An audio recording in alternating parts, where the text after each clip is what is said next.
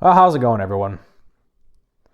Today I wanted to make this video as a primer of sorts for a video series that I intend to make regarding disaster preparedness, survival contingency plans, call it prepping, call it survivalism if you want to call it that. But the idea is to offer a solid starting point for those that are still at square one.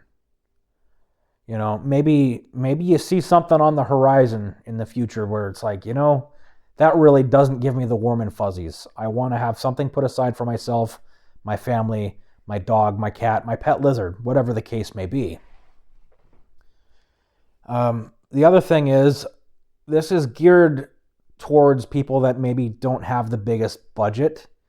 It doesn't have to be expensive. It doesn't have to be flashy. It doesn't have to be extravagant.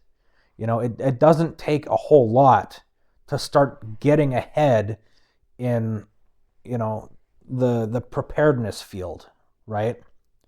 It's things like having a couple months worth of food stocked away in your pantry. This isn't clearing out the shelves of your local Walmart. This is just getting a little bit extra here and there as you go and buy your normal groceries. Have flashlights, have extra batteries, have some kind of water stocked away. It's little things like that. And finally, it's geared towards kind of combating some of the AI junk that's been on YouTube a lot lately. I think AI is awful in this regard because a lot of it is it's nonsensical garbage. And I'm sure if you dig around enough, you'll find exactly what I'm talking about here. The idea isn't to peddle fear or, make anybody afraid for their lives. There's not going to be links in the description for some junk I want you to buy. I'm not making money on any of this. This is strictly to put out information for those that are interested and want to hear it. This is focused on, what is the most likely scenario to happen? Look at your area, determine, hey, if something were to go wrong, what is the most likely thing to go wrong?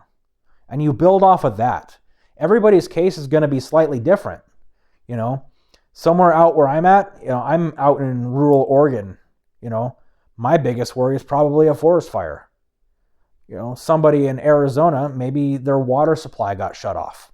Or Southern California, things like that are what you really have to consider when you start getting into disaster preparedness.